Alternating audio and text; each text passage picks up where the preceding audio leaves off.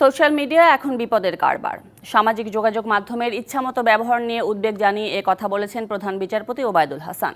বৃহস্পতিবার সকালে আপিল বিভাগের পূর্ণাঙ্গ বেঞ্চে বিএনপির 7 জন আইনজীবীর আদালত অবমাননার শুনানিতে এ মন্তব্য করেন তিনি।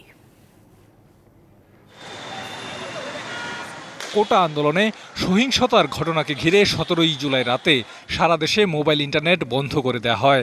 18 জুলাই বন্ধ করা হয় ব্রডব্যান্ড সেবাও।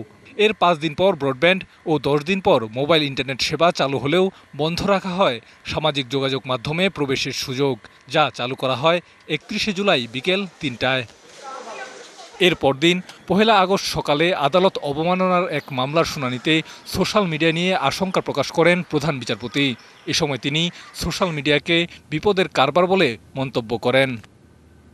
উদ্বেগ জানান সামাজিক যোগাযোগ মাধ্যমের যথেচ্ছ ব্যবহার নিয়ে।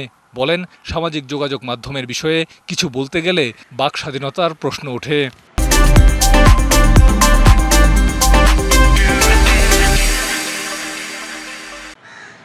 এদিন প্রধান বিচারপতি বলেন, এখন স্বামী স্ত্রীর ঝগড়ার মতো ব্যক্তিগত বিষয়েও সামাজিক যোগাযোগ মাধ্যমে প্রচারিত হয়।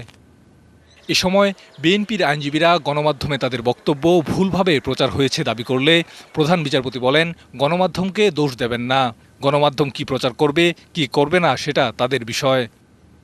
পরে আপিল বিভাগের 2 বিচারপতির বিরুদ্ধে সংবাদ সম্মেলন ও মিছিল সমাবেশ করার ঘটনায় আদালত অবমাননার মামলায় বিএনপির আইনজীবীদের বিষয়ে আদেশের জন্য 22 আগস্ট দিন ঠিক করেন। Nabil Jahangir, DBC news, Dhaka.